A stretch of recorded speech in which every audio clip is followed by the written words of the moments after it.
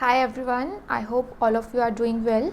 So today we are going to start our lecture series of natural compounds or natural products. Okay, so natural products को आप एक और topic के नाम से भी जानते हो, which is bioorganic compounds और bioorganic products. ठीक है, जिसमें आपके पास रहता क्या क्या है, यहाँ पे हम पढ़ेंगे अमीनो एसिड्स की केमिस्ट्री, देन अमीनो एसिड से ही पेप्टाइड्स जनरेट होते हैं, उन पेप्टाइड्स की chemistry, after that sugar chemistry जिसे आप कार्बोहाइड्रेट्स भी कहते हो, कार्बोहाइड्रेट्स की केमिस्ट्री. ठीक है, फिर कुछ पार्ट टर्पीन्स के बारे में भी पढ़ा जाएगा, यानी जहाँ से हमारे पास क्वेश्चंस बनते हैं. एंड आफ्टर दैट जो हमारे पास न्यूक्लिक एसिड्स है, ठीक है, डीएनए, आरएनए, ऐसा सब. वैसे तो अगर देखा जाए तो हमारे पास सिलेबस में फैटी एसिड्स एंड स्टीरॉइड्स ऐसे करके बहुत सारी चीज़ें और भी ऐड हो सकती है, but most of the time जो हमारे पास क्वेश्चंस बनते हैं इस टॉपिक में वो हमारे पास अमीनो एसिड्स, पेप्टाइड्स या कार्बोहाइड्रेट्स या टर्पीन या न्यूक्लिक एसिड इसके अराउंड ही बनते हैं. ठीक है, जो भी हमारे पास प्रीवियस ईयर एनालिसिस है उसके बेसिस पे. दैट्स वाई हम इस टॉपिक के अंदर इनको ही कवर करेंगे. क्यों? क्योंकि हमारे पास क्वेश्चंस जो हैं अगर तो इन टॉपिक से आते हैं तो वो तो हमारे कंसेप्ट बेस्ड होते हैं, तो वो कंसेप्ट हम यहाँ पे सारे क्लियर कर लेंगे. जो लर्निंग वाली चीज़ होगी वो भी हम साथ के साथ करेंगे, तो क्वेश्चंस इजीली हो जाते हैं. बट अगर हम बात करें कुछ और सिस्टम्स की जो नेचुरल कंपाउंड्स के अंडर हमारे पास आ सकता है, उनमें चीज़ें फिर बहुत ज़्यादा लर्निंग हो जाती है, कंसेप्ट्स वाली चीज़ें कम रहती है, और लर्निंग वाले पार्ट का ये होता है कि कोई इंसान कितना की लर्न करेगा. ठीक है, और श्योरिटी भी नहीं है कि उससे क्वेश्चन आएगा ही आएगा. बट ये टॉपिक्स ऐसे हैं जिनसे श्योरिटी है कि हर बार क्वेश्चन रिपीट होता है, हमारे पास हर बार आएगा. शुगर केमिस्ट्री से, अमीनो एसिड से या पेप्टाइड से या न्यूक्लिक एसिड से, इनसे तो क्वेश्चन बनता ही बनता है. दैट्स वाई इन टॉपिक्स को हम यहाँ पे कवर करने वाले हैं. ठीक है, और दूसरी बात कि जो नेचुरल कंपाउंड्स में आपका अगर मन करता है, लर्निंग कैपेबिलिटी आपकी अच्छी है, तो नोट्स आप लोगों के पास रहेंगे. ठीक है, उन नोट्स से आप जितना एक्स्ट्रा करना चाहते हो वो आप कर सकते हो. ठीक है, बट अगर यहाँ पे कवर करने की बात है तो वो मेरे अकॉर्डिंग कंसेप्चुअली हम इन टॉपिक्स को ही कवर करेंगे, क्योंकि इनसे क्वेश्चंस हमारे पास most of the time, like अभी तक अगर आपके पास प्रीवियस ईयर में 100 क्वेश्चन है तो उन 100 क्वेश्चन में से हमारे पास 90 या 90 क्वेश्चन हमारे पास ऐसे होंगे जो इन्हीं टॉपिक से होंगे. मुश्किल से कोई 10 क्वेश्चन या 5 क्वेश्चन ऐसे हो सकते हैं जो कभी कभार हमारे पास किसी और टॉपिक से भी रहे हो.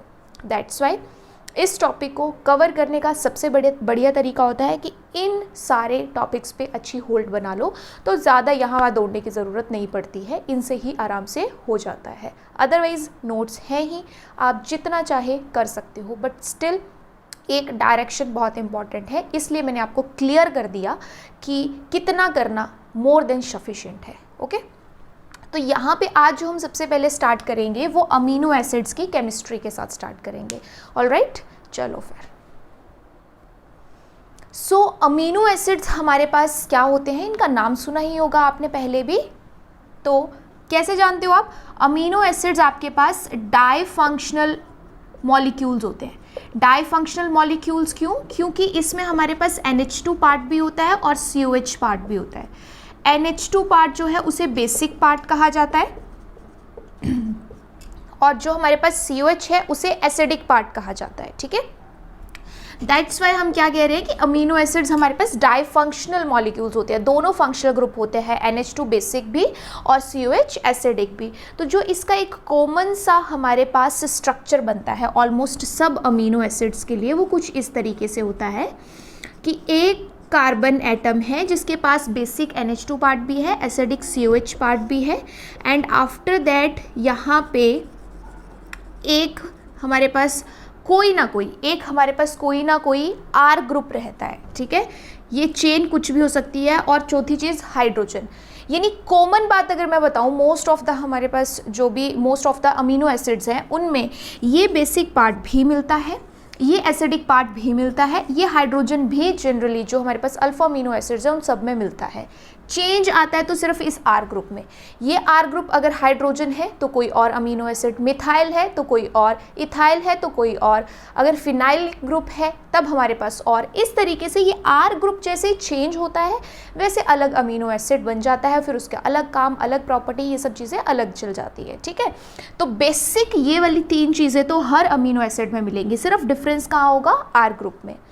अब ये जो हमारे पास अमीनो एसिड्स होते हैं ये ज्विटर आयनिक फॉर्म में भी एग्जिस्ट करते हैं। अब ये ज्विटर आयनिक फॉर्म क्या है कि NH2 पार्ट एक प्रोटॉन एक्स्ट्रा एक्सेप्ट कर सकता है ना, क्योंकि इसके पास लोन पेयर है अभी नाइट्रोजन के पास। अगर इसके पास एक प्रोटॉन एक्स्ट्रा जो है वो हम एक्सेप्ट करवा दें और इसके पास जो एसिडिक प्रोटॉन है उसे रिमूव करवा दें, मतलब ये सोच लो यहाँ से यहाँ शिफ्ट कर दिया है, ठीक है। तो ऐसा करने से हमारे पास एक ही मॉलिक्यूल में पॉजिटिव और नेगेटिव दोनों चार्ज प्रेजेंट है, पॉजिटिव और नेगेटिव दोनों चार्ज प्रेजेंट हैं और वो भी 1-2 पोजीशन पे नहीं है, 1-2 पे नहीं है। देखो ये 1, ये 2, ये 3, देन 4, मतलब 1-2 पोजीशन पे हो तो जनरली उसे हम येलाइड्स कहते हैं। येलाइड्स का नाम आपने सुना होगा। तो येलाइड्स और ज्विटराइन में यही फ़र्क होता है कि जब येलाइड्स कहा जा रहा है इट मीन्स आपके पास जो ये पॉजिटिव नेगेटिव चार्ज है ये 1-2 पोजीशन पे है, बट जब ज्विटराइन कहा जा रहा है तो पॉजिटिव नेगेटिव 1-2 पोजीशन पे नहीं होता है, नॉन एडजेसेंट पे होता है। सो अमीनो एसिड्स हमारे पास अपनी इस ज्विटर आयनिक फॉर्म में एग्जिस्ट करना प्रेफर करते हैं क्योंकि ये प्रोटॉन एक्सेप्ट कर सकता है, ये प्रोटॉन डोनेट कर सकता है। अब जो इसकी ज्विटर आयनिक फॉर्म है इसकी कुछ, किसी भी अमीनो एसिड की ज्विटर आयनिक फॉर्म है उसकी कुछ फिजिकल प्रॉपर्टीज़ होती हैं। अब वो प्रॉपर्टीज़ क्या हैं? Physical properties of zwitter ion, high dipole moment, dipole moment मतलब पोलैरिटी डिफरेंस, इलेक्ट्रोनेगेटिविटी डिफरेंस। तो अगर एक ही सिस्टम में प्लस और माइनस दोनों चार्ज मिल रहे हैं तो ऑब्वियस सी बात है डायपोल मोमेंट तो हाई होगा ही।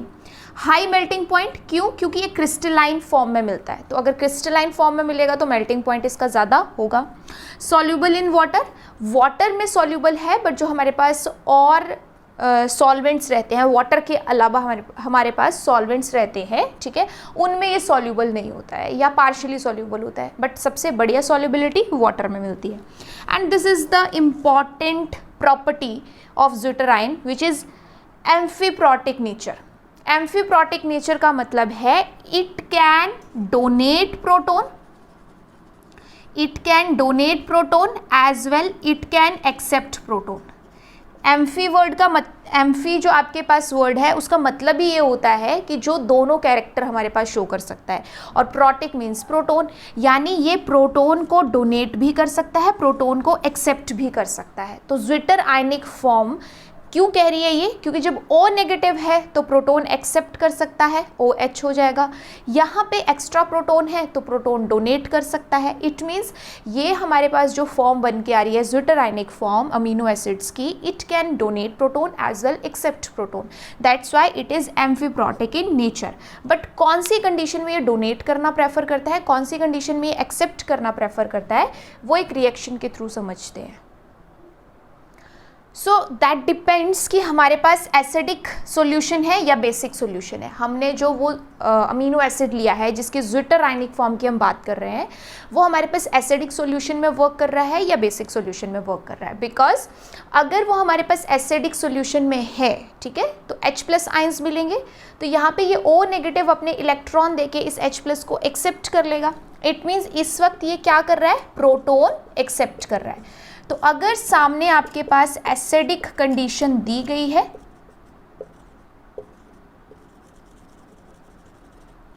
तो ये प्रोटॉन एक्सेप्ट कर सकता है।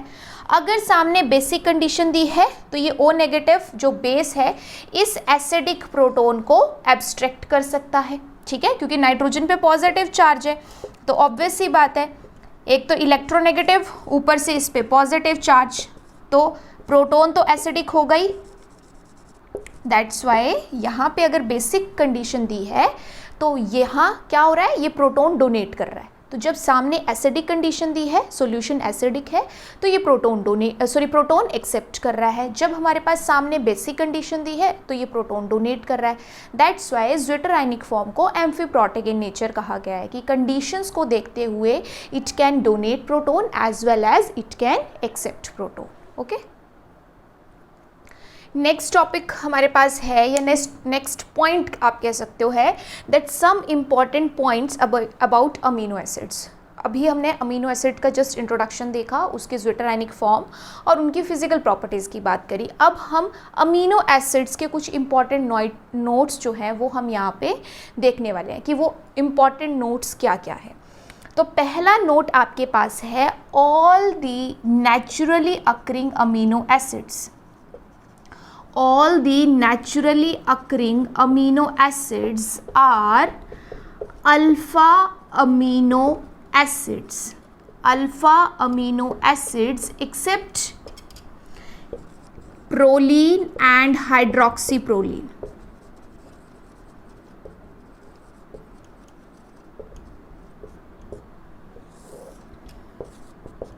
Because they are called as alpha imino acids.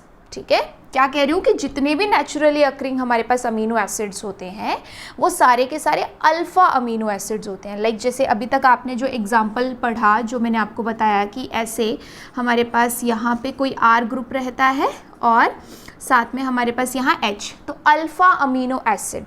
ठीक है, यहाँ एसिड की अल्फ़ा पोजीशन पे amino group, alpha amino acid हमेशा रहता है। बट जो प्रोलीन और हाइड्रोक्सी प्रोलीन अमीनो एसिड्स हैं they are alpha imino acids. Amino नहीं है, ठीक है, अमीनो नहीं है, इमीनो है, ये डिफरेंस है। तो ये हमारे पास फर्स्ट इम्पॉर्टेंट पॉइंट है कि इनको अलग नाम दिया जाता है। ठीक है, सेकेंड पॉइंट है हमारे पास कि सारे के सारे naturally occurring amino acids chiral होते हैं except glycine. All naturally occurring amino acids are chiral except glycine, because statement में नहीं पता होता कि कब आपको इस तरीके के क्वेश्चंस पूछ ले। ठीक है, तो ये नॉलेज होना भी ज़रूरी है। एक्सेप्ट ग्लाइसिन, ग्लाइसिन में क्या होता है कि हमारे पास जब हम इसकी ज्विटराइनिक फॉर्म बनाएंगे तो जैसे मैं बता रही थी आपको कि आर ग्रुप कुछ भी हो सकता है। अब वो आर ग्रुप हाइड्रोजन भी हो सकता है, मिथाइल भी हो सकता है, कुछ भी हो सकता है। तो ग्लाइसिन में उस आर ग्रुप की जगह हाइड्रोजन होता है, उस आर की जगह क्या होता है, हाइड्रोजन। दैट्स वाई ये कायरल नहीं होता, क्योंकि इस कार्बन पे NH3 पॉजिटिव है ना, क्योंकि यहाँ पे CO नेगेटिव लिखा है, ज्विटराइनिक फॉर्म है।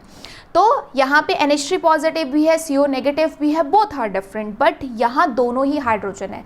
और ऑब्वियस सी बात है कि अगर आपके पास चारों बॉन्ड डिफरेंट नहीं होंगे तो ये सिस्टम कायरल नहीं होगा। तो जितने भी हमारे पास अमीनो एसिड्स मिलते हैं सारे ही कायरल होते हैं, सिर्फ ग्लाइसिन एक ऐसा अमीनो एसिड है जो कायरल नहीं होता। ठीक है, नेक्स्ट पॉइंट है आपके पास all the naturally occurring amino acids have S configuration, RS। ठीक है, कन्फिग्रेशन रहती है ना, हमारे पास नॉमेनक्लेचर रहता है, जो भी कायरल मॉलिक्यूल्स होते हैं उनमें हम RS फिक्स कर सकते हैं, उसी की बात कर रहे हैं। That all the naturally occurring amino acids have S configuration. ठीक है, have S configuration except cysteine, except cysteine. तो हमारे पास सिस्टीन एक ऐसा अमीनो एसिड है जिसमें R कन्फिग्रेशन होती है। बाकी सिस्टीन को छोड़ के सारे के सारे हमारे पास सिस्टम में S ही कन्फिग्रेशन होती है। ठीक है, नेचुरली अकरिंग। और सिस्टीन का स्ट्रक्चर अगर आप देखना चाहो तो कुछ इस तरीके का होता है, ताकि आप खुद कैलकुलेट करके बता भी सको कि हमारे पास एग्जैक्टली R है या नहीं। तो ये कह रहा है कि सिस्टीन में R कन्फिग्रेशन होती है कायरल सेंटर पे, बाकी सारे अमीनो एसिड्स में हमारे पास कौन सी कन्फिग्रेशन होती है, S कन्फिग्रेशन। ठीक है, नेक्स्ट पॉइंट है all the naturally occurring amino acids are L amino acids.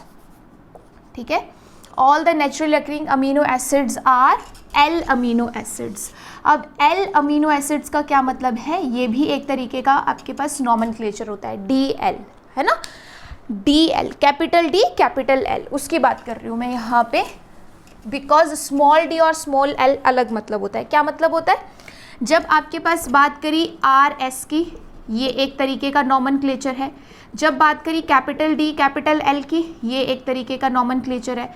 जब बात करी स्मॉल d और स्मॉल l की, then it is related with optical activity, dextro and levo. ठीक है, तो ये डिफरेंस पता होना चाहिए कि हम किसकी बात कर रहे हैं। तो मैं यहाँ पे नॉमेनक्लेचर की बात कर रही हूँ कि जितने भी नेचर में हमें अमीनो एसिड्स मिलते हैं उन सब में कौन सी कन्फिग्रेशन देखने को मिलती है, L कन्फिग्रेशन। ठीक है, तो वो L कन्फिग्रेशन कैसे, जैसे सपोज आप इसको फिशर में लिख रहे हो। क्यों फिशर में लिख रहे हो? क्योंकि डीएल नॉमेनक्लेचर के लिए हमें ये रूल दिया गया था कि जब भी डीएल नॉमेनक्लेचर आप बता रहे हो तो हमेशा एक ही कन्फिग्रेशन में बताना है, और वो एक कन्फिग्रेशन कौन सी थी हमारे पास? फिशर। तो फिशर में ही रिप्रेजेंट करते हैं हमेशा। तो जैसे आपके पास सपोज यहाँ पे अगर हम बात करें NH2 पार्ट की, सॉरी COH फिर हम इस तरफ नहीं रखेंगे ना, कुछ रूल्स है हमारे पास, उनको हम फॉलो करते हुए, जैसे ये आपके पास स्ट्रक्चर है सीरीन का। सीरीन जो है इन सारे अमीनो एसिड्स के लिए स्टैंडर्ड यूनिट मानी जाती है, मतलब इसमें हमने DL नॉमेनक्लेचर की बात सबसे पहले करी थी, फिर बाकी सिस्टम्स के लिए हम यहाँ पे कर रहे हैं, ठीक है। अब इस मॉलिक्यूल को अगर मैं नॉर्मल फॉर्म में देखूं तो ये ऐसा कुछ नज़र आएगा मुझे, NH2, यहाँ पे COH, और R ग्रुप है हमारे पास क्या? CH2OH, और साथ में प्रेजेंट है हाइड्रोजन। बट अगर मैं इसको वेज रिप्रेजेंटेशन में शो कर रही हूँ तो ऐसे लिखती हूँ, बट अगर फिशर में तो ऐसे लिख रही हूँ। क्यों? क्योंकि फिशर रिप्रेजेंटेशन में किसी भी मॉलिक्यूल को बताने के लिए कुछ रूल्स दिए गए हैं, और वो रूल्स क्या है? That most oxidized group should be on top, ठीक है, most oxidized group should be on top, जो रिड्यूस्ड है या लेस ऑक्सीडाइज्ड है that should be on bottom, ठीक है। तो अगर इस तरीके से आपके पास ऑक्सीडाइज्ड टॉप पे रिड्यूस्ड बॉटम में, और साथ में कहा जाता है that maximum number of carbon atom should lie on vertical line, ठीक है, should lie on vertical line. तो इसमें हमारे पास ये भी हो रहा है कि 1 2 3 मैक्सिमम जितने भी कार्बन्स थे वो एक लाइन में आ रहे हैं, वर्टिकल में आ रहे हैं, दैट्स वाई ये बेटर रिप्रेजेंटेशन है। और DL हम कैसे बताते हैं? अगर NH2 फिशर रिप्रेजेंटेशन में लेफ्ट साइड है तो L, अगर NH2 राइट साइड है तो D। बिल्कुल सिंपल है। क्या बताया कि जैसे इसमें अगर मैं बात करूँ तो ये सीरीन तो है, बट कौन सा सीरीन है? L serine. अगर मुझे D सीरीन लिखना होगा तो मैं क्या करूँगी? जस्ट NH2 को राइट साइड भेज दूँगी, H को लेफ्ट। तो क्लियरली बस NH2 के बेसिस पे बताते हैं हम, और कुछ भी नहीं है। अगर अमीनो एसिड्स में फिशर रिप्रेजेंटेशन में NH2 पार्ट लेफ्ट है तो L, और अगर NH2 पार्ट राइट साइड है तो D आइसोमर, दैट्स इट, ठीक है। तो ये क्लियर हो गया कि हमें नेचर में सारे L फॉर्म में ही मिलते हैं, ठीक है। उसके बाद एक पॉइंट हमारे पास और है कि जो इनकी आइसो इलेक्ट्रॉनिक पॉइंट वैल्यू होती है, ठीक है, वो भी हमारे पास एक टॉपिक रहेगा कि आइसो इलेक्ट्रॉनिक पॉइंट वैल्यू क्या है, कैसे हम कैलकुलेट करते हैं। तो अभी के लिए सिर्फ आप यहाँ पे सुन सकते हो एक पॉइंट कि जो हमारे पास अमीनो एसिड्स होते हैं वो अपनी आइसो इलेक्ट्रॉनिक पॉइंट वैल्यू पे लीस्ट सॉल्युबिलिटी शो करते हैं। दे show least solubility eight there iso electronic point value, ठीक है, जिसे हम PI से भी रिप्रेजेंट करते हैं। एक्चुअल में ये जो आपके पास आइसो इलेक्ट्रॉनिक पॉइंट वैल्यू है ये pH का ही एक अलग फॉर्म है। मतलब यहाँ पे अगर हमें बताना है pH के बारे में तो हम PI यूज़ करते हैं, बाकी क्या है, कैसे कैलकुलेट होता है, वो आपका टॉपिक रहेगा। अभी सिर्फ इतना ध्यान में रखिए कि जो अमीनो एसिड्स होते हैं वो अपनी आइसो इलेक्ट्रॉनिक पॉइंट वैल्यू पे, यानी कोई एक ऐसी स्पेसिफिक pH वैल्यू होती है जिस पे वो लीस्ट सॉल्युबिलिटी शो करते हैं। और सॉल्युबिलिटी किसके साथ, वो हमने पहले ही बात कर ली है। तो एक ये भी हमारे पास इंपॉर्टेंट पॉइंट है अमीनो एसिड से रिलेटेड। नेक्स्ट है हमारे पास side chains of amino acids. Side chains of amino acids का क्या मतलब है कि जैसे मैंने अभी आपको बताया था कि सिर्फ R ग्रुप वेरी करता है, R ग्रुप डिफर करता है। वो R ग्रुप डिफर करने पे एक अलग नाम, अलग प्रॉपर्टी देखने को मिलती है। उन्हीं साइड चेन्स की मैं बात कर रही हूँ। तो कुछ एग्जांपल्स मैंने यहाँ लिखे हैं, लाइक आपको स्ट्रक्चर मिलेगा, उसका सिंबल मिलेगा, 3 लेटर्स वाला सिंबल, एंड देन उसका नाम। तो जैसे अगर फर्स्ट स्ट्रक्चर में देखें तो NH2COH कॉमन है सब में। फ़र्क क्या है, इस H का, यहाँ पे मिथाइल का, और यहाँ पे आपके पास आइसोप्रोपाइल टाइप ग्रुप का, ठीक है। तो जब हमारे पास R हाइड्रोजन रहता है उसे हम कहते हैं ग्लाइसिन, जिसका सिंबल है GLY। मिथाइल रहता है तो वो एलानिन होता है, उसका सिंबल रहता है ALA। अगर हमारे पास ऐसा आइसोप्रोपाइल ग्रुप रहता है वी के जैसे दिखने वाला, है ना, वी के जैसे दिखने वाला, याद रख सकते हो ऐसे कि वी के जैसे दिखने वाला, तो वी से ही इसका नाम शुरू होता है, विच इज़ वेलिन। और वेलिन का शॉर्ट जो 3 लेटर आपके पास सिंबल है वो है VAL। तो इस तरीके से हमारे पास 22 राइट, 22 ऐसा कुछ कहना चाहती हूँ। इससे ऐसे कुछ नंबर के हमारे पास अमीनो एसिड्स रहेंगे, जिनमें सिर्फ फ़र्क आपके पास साइड चेन का ही होगा, जो आपको प्रोवाइड कर दिया जाएगा, या आपको PDF नोट्स की फॉर्म में या फिर वीडियो के एंड में, जैसे भी सूटेबल रहता है। I will provide you the structure, symbol and name of those 20, 21 और 22 amino acids. You have to learn them. Why? Because अगर अमीनो एसिड से आप कोई क्वेश्चन अटैम्प्ट करना चाहते हो और वहाँ पे उसने उसका सिर्फ नाम या सिंबल मेंशन किया है, बट आपके पास क्वेश्चन स्ट्रक्चर से होगा, तो स्ट्रक्चर अगर आपको नहीं पता है आप उस क्वेश्चन को अटैम्प्ट नहीं कर पाओगे। दैट्स वाई जहाँ पे भी लर्निंग वाला पार्ट आता है मैं उसे स्पेशली मेंशन करके कह देती हूँ कि इस चीज़ को याद करने की ज़रूरत है। अगर ये आपकी मेमोरी में रहेगा तभी क्वेश्चन वहाँ पे अटैम्प्ट हो पाएगा। दैट्स वाई जो स्ट्रक्चर्स, सिंबल और उनके नेम आपको प्रोवाइड किए जाएंगे वो सारे के सारे आपको याद होने चाहिए। और ये चीज़ मैंने आपको यहाँ पे जैसे वेलिन के एग्जाम्पल में बताई कि लर्न करने के लिए कुछ ट्रिक्स की हेल्प ले सकते हो कि वी के जैसे दिख रहा है, 2 मिथाइल वी के जैसे दिख रहे हैं, इट मीन वी से ही नाम स्टार्ट होगा। ऐसे आप अपने कुछ भी ट्रिक्स उसमें ऐड करो, but you have to learn them. ठीक है, तो वो चीज़ आपने ज़रूर याद कर लेनी है, क्योंकि अमीनो एसिड्स के क्वेश्चन करने के लिए ये स्ट्रक्चर्स, ये नेम और सिंबल आना बहुत ज़रूरी है। ओके, नेक्स्ट है हमारे पास क्लासिफिकेशन ऑफ अमीनो एसिड्स की। अमीनो एसिड्स की एक आपके पास नंबर तो है, एक डाटा तो है, बट उसमें भी अगर हम क्लासिफिकेशन की बात करें तो 3 मेजर कैटेगरीज या क्लासेस अमीनो एसिड्स की देखी गई है। अब वो 3 क्लासेस क्या क्या हैं आपके पास? Neutral amino acid, basic amino acid, as well acidic amino acid. ठीक है, 3 टाइप्स हैं। अब इन 3 टाइप्स को हम किस बेसिस पे डिस्टिंग्विश कर रहे हैं? देखो ज़रा, जब आपके पास number of NH2 group is equals to number of COH group, यानी किसी भी अमीनो एसिड में जितने NH2 हैं उतने ही COH हैं, तब उसे हम कहते हैं न्यूट्रल अमीनो एसिड। अब ये चीज़ क्यों आ रही है? क्योंकि मैंने जैसे अभी आपको बताया कि एक NH2 और एक COH तो हर किसी में रहता ही है, बट जो साइड चेन है उस पे भी तो आपके पास इनमें से कोई ग्रुप प्रेजेंट हो सकता है। तो कुछ अमीनो एसिड्स ऐसे रहते हैं हमारे पास जिसमें साइड चेन में NH2 पार्ट होगा या साइड चेन में COH पार्ट भी होगा। तो अगर ऐसा कुछ हमें वहाँ पे देखने को मिलता है तो उस अकॉर्डिंग हम डिसाइड कर सकते हैं कि ओवरऑल सिस्टम में कितने NH2 कितने COH। अगर दोनों का नंबर इक्वल है, यानी क्लियरली कह रही हूँ कि साइड चेन में कोई NH2 या कोई COH नहीं है, तो वो हमारे पास होता है न्यूट्रल अमीनो एसिड। और इसके आपके पास एग्जाम्पल हैं एलानिन,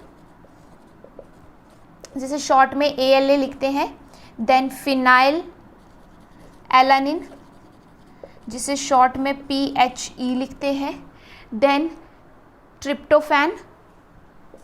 ठीक है, ये कुछ हमारे पास जैसे शॉर्ट में जो इसका सिंबल है उसमें TRP लिखते हैं। ठीक है, ये कुछ हमारे पास ऐसे एग्जाम्पल्स हैं जो न्यूट्रल अमीनो एसिड्स की कैटेगरी में आते हैं, बिकॉज इसमें NH2 और COH का नंबर बिल्कुल सेम होता है। When number of NH2 group is higher than COH,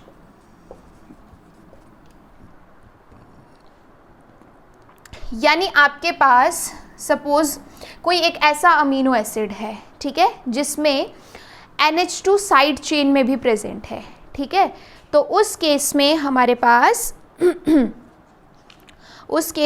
पास क्या होता है कि NH2 का नंबर ओवरऑल इंक्रीज कर जाता है। ठीक है, जैसे आपको यहाँ पे अगर मैं एग्जांपल दूँ तो लाइसिन LYS, आर्जिनिन, ठीक है, ये कुछ हमारे पास किस टाइप के अमीनो एसिड्स आते हैं, बेसिक आते हैं। जब इनके स्ट्रक्चर्स आप लोगों के पास होंगे तब आपको क्लियरली पता चल जाएगा। जैसे अगर मैं यहाँ पे बात करूँ लाइसिन के एग्जाम्पल की या लाइसिन के स्ट्रक्चर की ही, तो वो कुछ ऐसे रहता है कि यहाँ एक NH2, यहाँ एक COH और यहाँ पे एक H।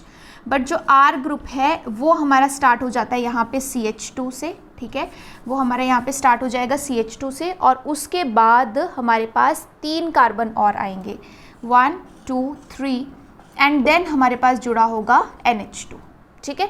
तो अगर हमारे पास यहाँ क्या देखने को मिल रहा है कि एक NH2 तो सब में था ही था, एक NH2 और ज़्यादा है, तो ओवरऑल 2 NH2 है, एक COH है। तो जब NH2 का नंबर COH से ज़्यादा होगा then it comes under which category, basic amino acids category. किसका स्ट्रक्चर है ये, लाइसिन का। दैट्स वाई ये सेकेंड क्लास हो गई। और एसिडिक में अपोजिट है ना। अब तो चीज़ें क्लियर हो ही रही है कि जब आपके पास COH का नंबर NH2 के नंबर से ज़्यादा होगा तो वो एसिडिक अमीनो एसिड्स होंगे। और इसके आपके पास एग्जांपल्स हैं एस्पार्टिक एसिड, ग्लूटामिक एसिड, ठीक है। एस्पार्टिक एसिड को शॉर्ट में लिखते हैं ASP एंड ग्लूटामिक एसिड को लिखते हैं GLU, ठीक है। इस तरीके से हमारे पास ये कुछ शॉर्ट सिंबल्स हैं या 3 लेटर्स हमारे पास सिंबल है, ठीक है। तो जैसे आप एस्पार्टिक एसिड की ही अगर बात करो, ठीक है, इसके स्ट्रक्चर की, तो इसके स्ट्रक्चर में क्या होता है, एक ये COH तो रहता ही रहता है, ठीक है, बट जो R चेन हमारे पास है उसमें CH2 के बाद फिर COH होता है। तो हमें यहाँ से क्या पता चल रहा है कि ओवरऑल मॉलिक्यूल में 2 COH हैं, एक NH2, तो COH का नंबर ज़्यादा, तो हमारे पास वो कौन सा amino acid, acidic amino acid. हाँ, साथ में एक चीज़ और भी है कि ये जो हमारे पास एस्पार्टिक एसिड है it is most acidic amino acid. Aspartic acid is most acidic, जितने भी नोन हैं उन सब में ये मोस्ट एसिडिक होता है, ठीक है। और अगर बेसिक की बात करूं तो आर्जिनिन का नाम आता है। तो ये चीज़ आप नोट कर सकते हो कि most acidic amino acid aspartic acid, most basic amino acid is arginine, ठीक है। तो ये एक सिंपल सी क्लासिफिकेशन है अमीनो एसिड्स की जो हम NH2 और COH ग्रुप के बेसिस पे बताते हैं। अगर हमारे पास दोनों का नंबर सेम है न्यूट्रल, NH2 का नंबर ज़्यादा है देन बेसिक और COH का नंबर ज़्यादा है देन एसिडिक, और इसके लिए हमें साइड चेन पे भी देखना पड़ता है। So the next part is zwitter ionic forms. Zwitter ionic forms क्या है कि जैसे अभी हमने थोड़ा सा पढ़ा स्टार्टिंग में कि ज्विटर आयनिक फॉर्म होती क्या है, बट अलग अलग जो अमीनो एसिड्स हैं उनकी ज्विटर आयनिक फॉर्म हम कैसे बना सकते हैं ये थोड़ा सा हमें पता होना चाहिए, क्योंकि हम नेक्स्ट आइसोइलेक्ट्रॉनिक पॉइंट वैल्यू के बारे में पढ़ने वाले हैं। तो उसके लिए ज्विटर आयनिक स्ट्रक्चर्स जो होते हैं उनका नॉलेज ज़रूरी है। तो आपके पास जो ज्विटर आयनिक स्ट्रक्चर्स हैं वो एक्चुअली एग्जिस्ट कब करते हैं, जब फिजियोलॉजिकल pH होती है, और फिजियोलॉजिकल pH की वैल्यू ऑलमोस्ट 7.3 यानी न्यूट्रल के आसपास जब रहती है तब हमारे पास अमीनो एसिड्स एग्जिस्ट करते हैं एज ज्विटर आयन। अब ज्विटर आयन के कुछ एग्जांपल्स मैंने यहाँ पे लिखे हुए हैं। जैसे फर्स्ट अगर आप देखोगे तो इट इज़ एलानिन।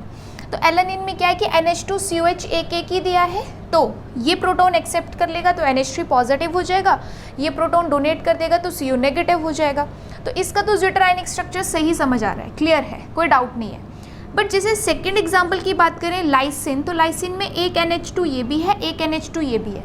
अब हमें ये तो पता है कि नेगेटिव चार्ज तो CO पे ही आएगा, CO नेगेटिव होगा, डोनेट तो प्रोटॉन यही करेगा, बट एक्सेप्ट करने के लिए 2 हमारे पास नाइट्रोजन है, तो दोनों में से कौन से नाइट्रोजन पे पॉजिटिव चार्ज आना चाहिए।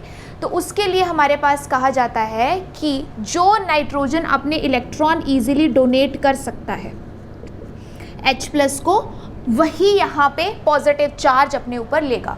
तो वो कैसे पता चला, बिकॉज ये कार्बोनिल के साथ में था ना नाइट्रोजन, तो ये इलेक्ट्रॉन विड्रॉइंग ग्रुप है, तो अपने -I इफेक्ट से इस नाइट्रोजन के लोन पेयर को अपनी तरफ इन्वॉल्व करेगा, तो बाहर इजीली डोनेट नहीं कर पाएगा। जबकि यहाँ देखें तो NH2 पार्ट में नाइट्रोजन के लोन पेयर इजीली डोनेट किए जा सकते हैं, कोई भी फैक्टर ऐसा नहीं है जो इसके लोन पेयर को रोक रहा हो। दैट्स वाई इसके ऊपर पॉजिटिव चार्ज आएगा।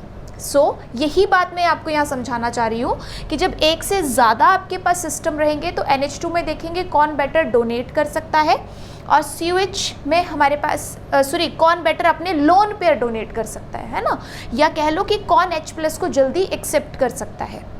और अगर 2 COH होंगे तो हम देखेंगे कि कौन H+ ईजिली डोनेट कर सकता है।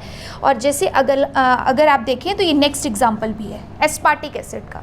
एस्पार्टिक एसिड में 2 COH हैं हमारे पास। अब NH2 का तो सॉर्ट आउट है कि एक ही है, इसलिए इसको प्रोटॉन दिला के पॉजिटिव चार्ज ले आओ। बट जो COH है उन दोनों में से हमने देखो इस वाले प्रोटॉन को रिमूव किया है, इस पे नेगेटिव चार्ज लाया है, दूसरे पे नहीं लाया। क्यों?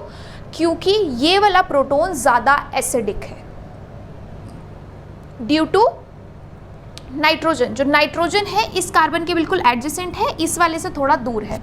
तो नाइट्रोजन इलेक्ट्रोनेगेटिव एटम होता है और जब वो कॉन्जुगेशन में नहीं है तो अपने इंडक्टिव इफेक्ट से क्या करेगा, इस प्रोटॉन को ज़्यादा एसिडिक बनाएगा। तो जो प्रोटॉन ज़्यादा एसिडिक होगा वही इजीली रिमूव होगा।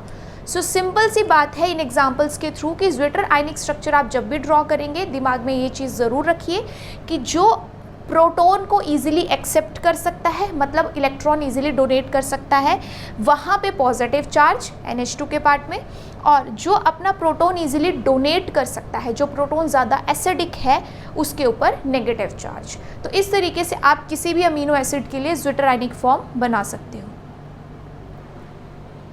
नेक्स्ट है हमारे पास आइसो इलेक्ट्रॉनिक पॉइंट वैल्यू, जिसे हम PI से रिप्रेजेंट करते हैं शॉर्ट में, ठीक है। तो ये PI हमारे पास क्या है, that net pH of an amino acid at which it has no net charge.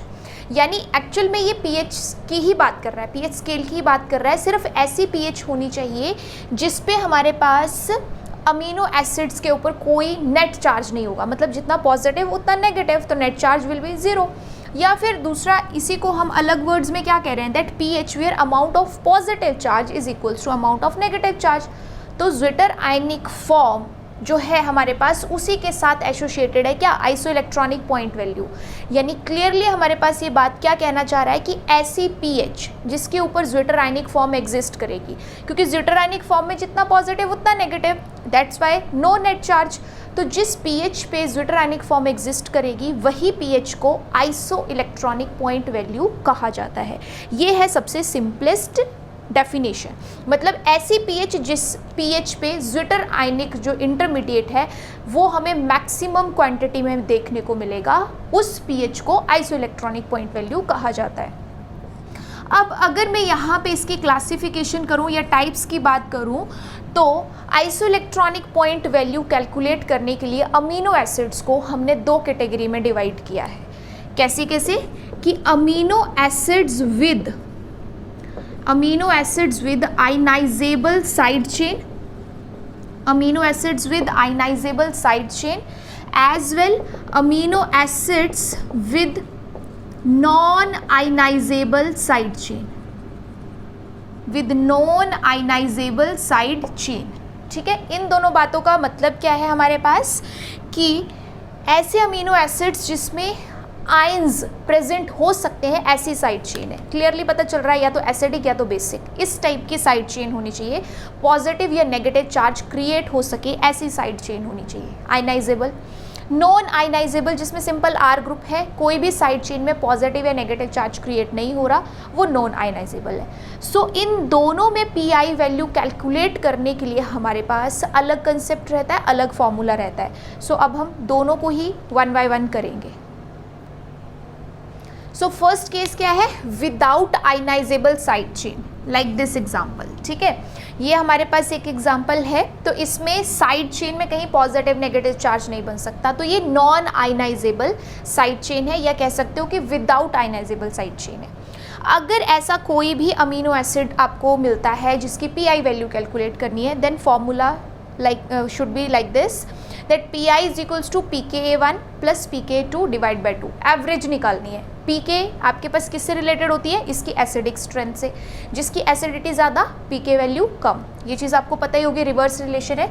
तो हमारे पास अगर ऐसा कोई सिस्टम है जिसमें आयनाइजेबल साइड चेन नहीं है, तो जो ये हमारे पास साइड के प्रोटॉन्स हैं, ये जो हमारे पास यहाँ प्रोटॉन्स हैं, एसिडिक प्रोटॉन्स, उनकी PK वैल्यू हमें गिवन होनी चाहिए, पता होनी चाहिए। तो जैसे हमें इन दोनों की पीके वैल्यू पता चली, अब हम इस सिस्टम के लिए पीआई वैल्यू कैलकुलेट कर सकते हैं। यानी हम बता सकते हैं कि कौन सी पीएच वैल्यू ऐसी होगी जिसमें ये सिस्टम अपनी ज्विटर आयनिक फॉर्म में एग्जिस्ट करेगा। तो आपके पास आंसर आएगा अप्रॉक्स 6.01। सो 6 पीएच एक ऐसी पीएच है इस मॉलिक्यूल के लिए, इस अमीनो एसिड के लिए, जिसमें ये अपनी ज्विटर आयनिक फॉर्म में सबसे ज़्यादा देखने को मिलेगा। यानी नाइट्रोजन पे पॉजिटिव और ऑक्सीजन कार्बोक्सिलिक के ऑक्सीजन पे नेगेटिव। ऐसा आपको कब देखने को मिलेगा? जब पीएच 6 होगी। ये मतलब है आपके पास पीआई वैल्यू का। सो फर्स्ट केस बहुत ईजी है, बस साइड चेन देखो, उसमें अगर पॉजिटिव नेगेटिव कोई नहीं बन रहा है, आयंस नहीं बन रहे हैं, तो ये सिंपल सा फॉर्मूला पुट कर दो, क्योंकि उसमें एक NH2 पार्ट होगा, एक COH पार्ट होगा, तो उसके प्रोटॉन्स की भी वैल्यू, उसके प्रोटॉन्स की भी pK value and simple average. Next अब हमारे पास विद आयनाइजेबल साइड चेन है। तो जब हमारे पास कोई साइड चेन ऐसी है जिसमें आयंस बन सकते हैं, COH पार्ट या NH2 पार्ट इस तरीके का अगर प्रेजेंट हो सकता है, तो उस केस में हमने पीआई वैल्यू कैसे कैलकुलेट करनी है? That average of pK in similarly ionizable groups. इसका मतलब क्या है? इसका मतलब है कि अब आपको एवरेज ही निकालनी है, बट जो सिमिलरली आयनाइजेबल ग्रुप्स हैं, लाइक जैसे इसमें देखें तो ये भी COH है और साइड चेन में भी COH है, दे आर सिमिलरली आयनाइजेबल। जो आयंस इसमें बनेंगे वैसे आयंस इसमें बनेंगे, तो इन दोनों की वैल्यू का एवरेज निकलेगा। इन केस साइड चेन में NH2 पार्ट होता तो फिर वो NH2 के प्रोटॉन की पीके वैल्यू और ये जो NH3 के प्रोटॉन की पीके वैल्यू है उसको ऐड करके एवरेज निकालते। ये मतलब है इस बात का। तो यहाँ पे अगर मुझे पीआई वैल्यू कैलकुलेट करनी है तो सिमिलरली आयनाइजेबल ग्रुप्स की एवरेज ही निकालूंगी। 4.25 + 2.0 डिवाइड बाय 2, तो जो भी वैल्यू आपके पास आती है वो इस मॉलिक्यूल की होगी पीआई वैल्यू। करो कैलकुलेट ज़रा, देखो क्या आ रहा है आपके पास। 3.12 के अराउंड आएगी वैल्यू, आई गेस, है ना, 3.12। सो ये 3.12 एक ऐसी पीएच है जिसमें ये जो सिस्टम है, ये जो मॉलिक्यूल है, ये जो अमीनो एसिड है, ये एग्जिस्ट करेगा किसमें? ज्विटर आयनिक फॉर्म में सबसे ज़्यादा। तो ये दो तरीके हैं आपके पास कैलकुलेट करने के अगर क्वेश्चन बनता है तो। अगर साइड चेन आयनाइजेबल है तो जो एक जैसे दिखने वाले ग्रुप्स हैं उनका एवरेज निकाल लो। अगर साइड चेन आपके पास आयनाइजेबल नहीं है, कोई उसमें आयंस नहीं बन सकते, तो क्लियरली आपको क्या करना है कि उस सिस्टम में जो दो वैल्यूज़ पीके की प्रोवाइडेड है उनसे एवरेज निकालना है। Simple, okay. कुछ क्वेश्चंस करते हैं हम इससे रिलेटेड। देखो पहला क्वेश्चन है हमारे पास, arrange the following amino acid in increasing order of their isoelectronic point value. अब कुछ अमीनो एसिड्स दिए हैं और आइसोइलेक्ट्रॉनिक पॉइंट वैल्यू पूछिए, तो एक कंसेप्ट हमारे पास आता है कि जिसका नेचर जितना ज़्यादा बेसिक होगा पीएच के अकॉर्डिंग उसकी वैल्यू ज़्यादा होगी। अगर उसकी वैल्यू ज़्यादा तो मतलब पीआई की वैल्यू भी ज़्यादा। तो इस कंसेप्ट के अकॉर्डिंग जो एसिडिक है उसकी वैल्यू कम, जो बेसिक है उसकी वैल्यू ज़्यादा। तो जो क्लासिफिकेशन हमने पढ़ी थी उसके अकॉर्डिंग हम लोग डिसाइड कर सकते हैं कि इन सारे अमीनो एसिड्स में सबसे बेसिक अमीनो एसिड कौन है। तो जो सबसे बेसिक अमीनो एसिड है वो है हमारे पास आर्जिनिन। तो जो सबसे ज़्यादा बेसिक होगा उसकी वैल्यू सबसे ज़्यादा, बताया था ना आर्जिनिन मोस्ट बेसिक। उसके बाद आता है हिस्टिडिन, ठीक है। आफ्टर दैट हमारे पास बचते हैं एलानिन और ल्यूसिन। तो ल्यूसिन ज़्यादा बेसिक होता है देन एलानिन, और एस्पार्टिक तो मोस्ट एसिडिक है, इसलिए ये सबसे बाद में जाएगा। तो इन दोनों का तो हमें पता चल जाता है कि NH2 पार्ट इनमें ज़्यादा रहता है, ये मोस्ट बेसिक है, इसमें NH पार्ट रहता है इसलिए ये ज़्यादा बेसिक है। नाइट्रोजन वाला पार्ट जितना ज़्यादा रहेगा NH2 पार्ट वो बेसिक होगा, पढ़ा था आपने।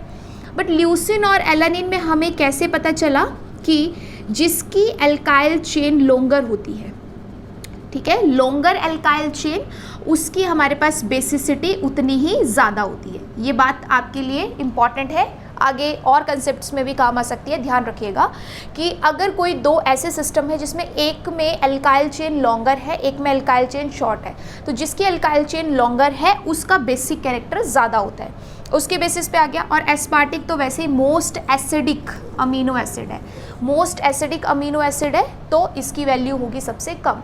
तो इस कंसेप्ट के बेसिस पे भी आपसे वो पूछ सकता है, ठीक है। तो ध्यान रखिएगा कि अगर हमें ये पता चल गया, अच्छा अब ये चीज़ आपको कैसे पता चलती, आपको अगर इसके स्ट्रक्चर्स याद होते, फिर उसमें आप ध्यान में देखते कि किस में NH2 पार्ट ज़्यादा है किस में कम है, तो आप बेसिक और एसिडिक का क्लैरिफिकेशन कर सकते थे और फिर इस ऑर्डर को डिसाइड कर सकते थे। That's why most of the question जो अमीनो एसिड के हैं वो हमारे स्ट्रक्चर और जो सिंबल हमने कहे थे लर्न करने के लिए उन पर डिपेंड करते हैं, ठीक है।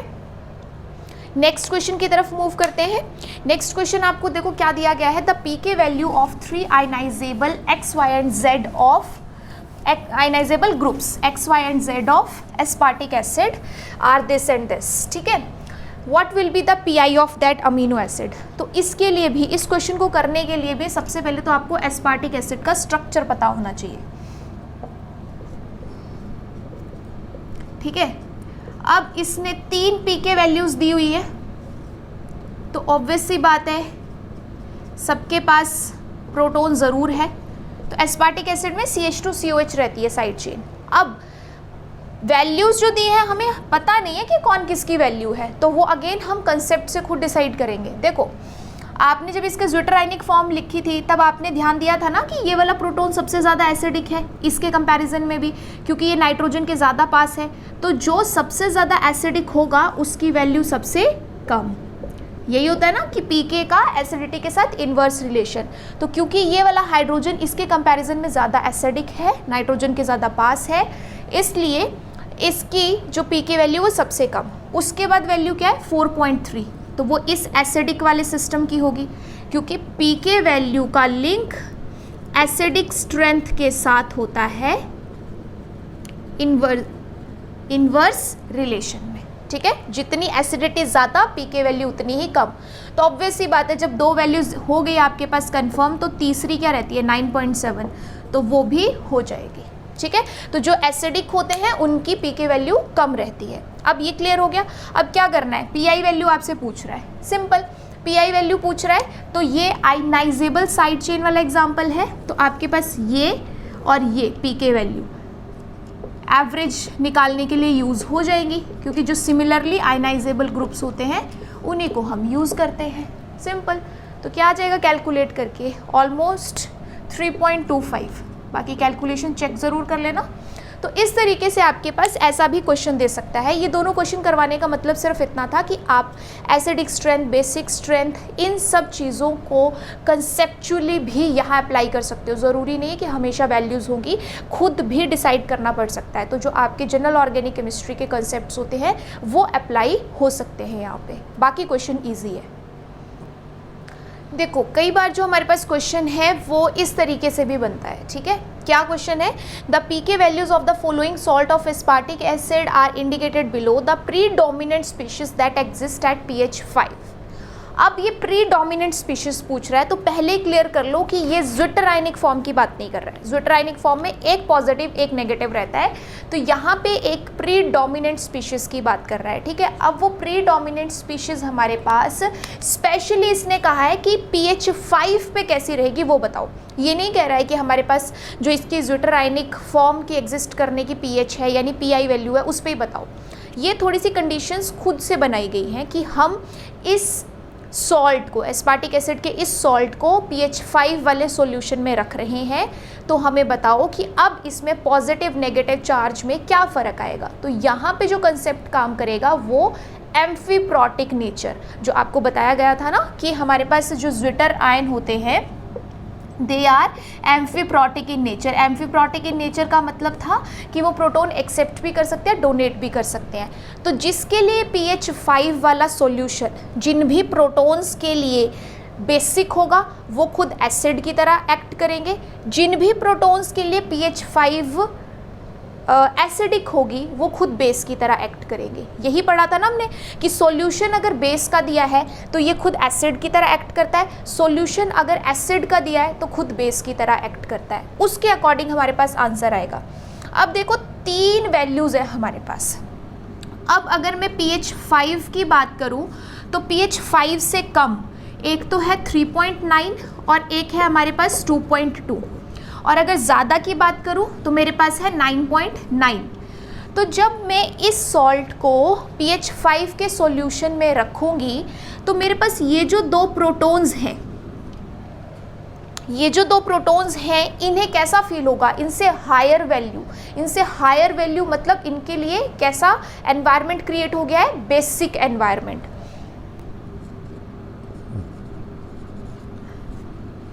दे feel basic environment at pH 5। सही है ना, सिंपल बात है कि देखो इनकी जो पीके वैल्यू थी वो कम थी, जब इन्हें हमने pH 5 में रखा तो pH 5 इनसे ज़्यादा वैल्यू है, ज़्यादा वैल्यू का मतलब हमारे पास बेसिक हुआ ना। तो ये जो दो प्रोटॉन है इनको क्या फील हो रहा है कि इनको बेसिक सॉल्यूशन में रखा गया है, जबकि जो मेरे पास 9.9 वाला प्रोटॉन है जिसकी पीके वैल्यू 9.9 है, क्योंकि pH 5 उसके लिए कम है, तो उसके लिए कम होने का मतलब जो pH कम वैल्यू होती है वो किसकी होती है, एसिडिक की। तो इस वाले प्रोटॉन को क्या फील होगा, इट विल फील, ठीक है, it will feel acidic environment at pH 5। ठीक है, इस बात को समझो, बहुत सिंपल है, एम्फीब्रोटिक से रिलेटेड है कि अगर इसने pH 5 हमारे पास फिक्स करी तो जो ये दो प्रोटॉन थे क्योंकि इनकी वैल्यू कम थी तो इसके लिए वो pH 5 ज़्यादा हुई, तो इन दोनों प्रोटॉन्स को क्या फील होगा कि हमें बेसिक सॉल्यूशन में डाल दिया है। जबकि जिस प्रोटॉन की वैल्यू पहले ज़्यादा थी, जब उसको pH 5 में रखेंगे तो उसे क्या लगेगा कि उसके कंपैरिजन में तो वैल्यू कम है, कम वैल्यू मतलब एसिडिक, तो इसे फील होगा कि उसे एसिडिक एनवायरनमेंट में रखा गया है। अगर ये हमारे पास अपने आसपास pH 5 को बेसिक एनवायरनमेंट की तरह ट्रीट कर रहे हैं, ठीक है, कि आसपास बेस पड़ा हुआ है, तो दे itself act as acid।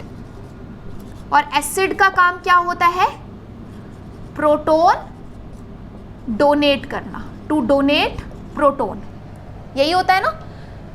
और अगर ये अपने आसपास एसिडिक एनवायरनमेंट फील कर रहे हैं, इट मीन्स इन्हें क्या लगेगा कि अगर आसपास एसिड है तो मुझे बेस की तरह एक्ट करना है, so it will act as base itself, it will act as base itself। और अगर ये बेस की तरह काम करेगा देन टू एक्सेप्ट प्रोटॉन, तो जो बेस की तरह काम करता है वो क्या करेगा, प्रोटॉन एक्सेप्ट करेगा। सॉर्ट आउट हो गया। अब आते हैं सीधे इस पे कि इसकी अब प्रीडोमिनेंट स्पीशीज क्या बन सकती है, क्या क्या चेंजेस आएंगे। ठीक है, तो आपके पास जो आंसर है उसमें पहले तो मैं इन सारी जो भी मेरे पास सिस्टम प्रेजेंट है उसको एज इट इज़ रख देती हूँ। ठीक है, अब देखो ये जो 2.2 है और 3.9 है, ये जो दो प्रोटॉन्स हैं, दे इटसेल्फ एक्ट एज एसिड, और एसिड का काम क्या होता है, प्रोटॉन डोनेट करना। इट मीन्स इसका प्रोटॉन भी डोनेट हो जाएगा, इसका प्रोटॉन भी डोनेट हो जाएगा, तो इन दोनों पे आ जाएगा नेगेटिव चार्ज। और ये जो आपके पास तीसरा है NH3 पॉजिटिव वाला, ये खुद बेस की तरह काम कर रहा है। बेस का काम होता है प्रोटॉन एक्सेप्ट करना, बट नाइट्रोजन ने ऑलरेडी जितने प्रोटॉन एक्सेप्ट कर सकता था वो कर लिए हैं। अब इसके पास कोई लोन पेयर प्रेजेंट नहीं है।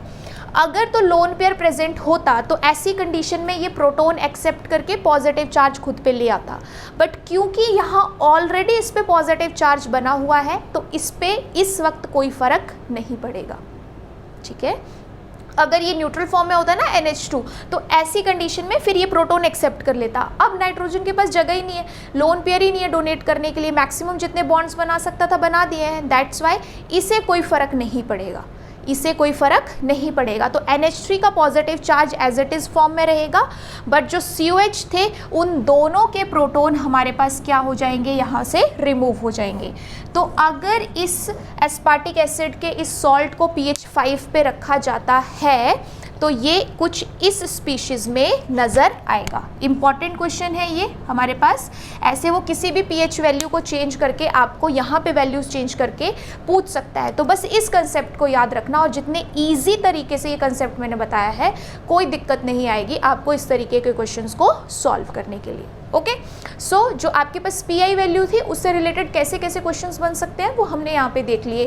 कंसेप्ट बेस्ड भी हो सकते हैं, डायरेक्ट कैलकुलेशन करने को भी आ सकता है, या फिर आपके पास ऐसा एक इमेजिनरी खुद से pH दे के वो उसकी प्रीडोमिनेंट स्पीशीज़ भी पूछ सकता है।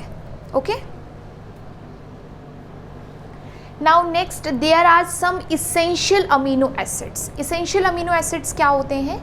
जो हमें फूड के थ्रू, हमारी बॉडी में सिंथेसाइज नहीं होते हैं, फूड या बाकी सप्लीमेंट्स के थ्रू हमें बाहर से उनकी इनटेक करनी पड़ती है, ठीक है। सो इसेंशियल अमीनो एसिड्स हमारे पास ऐसे अमीनो एसिड्स होते हैं जो हमारी बॉडी में प्रेजेंट नहीं होते हैं बट स्टिल हमारी ग्रोथ के लिए रिक्वायर्ड होते हैं, तो हमें वो बाहर से लेने पड़ते हैं। वो हमारे पास कौन कौन से, बिकॉज आपके पास ऐसे सिंपल एग्जांपल बन सकता है कि पूछ लिया गया कि 4 ऑप्शन दिए, इन चारों में से बताओ इसेंशियल अमीनो एसिड कौन सा है, तो आप इसको कैसे लर्न करोगे? PVT, TIM and HALL. PVT, TIM, HALL. तो इसका मतलब क्या है? P फॉर फिनाइल एलानिन, V for valine, T for threonine, ठीक है।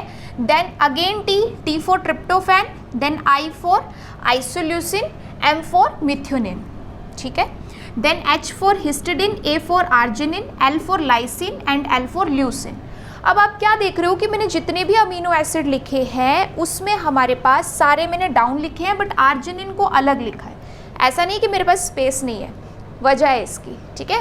वजह क्या है? That it is conditionally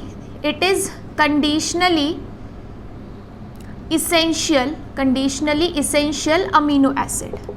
conditionally essential amino acid का मतलब क्या है कि आपके पास ये amino acid as such required नहीं होता है बट कोई स्पेसिफिक कंडीशन अगर हो गई तो फिर इसकी रिक्वायरमेंट बाहर से पड़ती है। इसका मतलब क्या है? इसका मतलब ये है कि जो ऑर्गन सिंथेसाइज कर रहा है या जनरेट कर रहा है इस अमीनो एसिड को हमारी बॉडी के अंदर, अगर वो ऑर्गन कहीं से डैमेज हो जाता है, किसी एक्सीडेंट में या किसी भी तरीके के ऑपरेशन में, कुछ भी हो सकता है, अगर वो डैमेज हो जाता है, वो काम करना बंद कर देता है, फिर हमारी बॉडी में ये आर्जिनिन नहीं हो सकता, नहीं बन सकता। तो उस केस में हमें फिर आर्जिनिन बाहर से लेना पड़ता है। दैट्स वाई इसके लिए कहा गया है कि कंडीशनली इसेंशियल अमीनो एसिड, कि अगर कंडीशंस होंगी वैसे रिक्वायर्ड तब हमें लेना पड़ता है, अदरवाइज एज सच कोई ज़रूरत नहीं पड़ती है इस अमीनो एसिड को अलग से लेने की, ठीक है। तो ये कुछ आपके पास अमीनो एसिड है जो इसेंशियल अमीनो एसिड्स की कैटेगरी में आते हैं, ओके।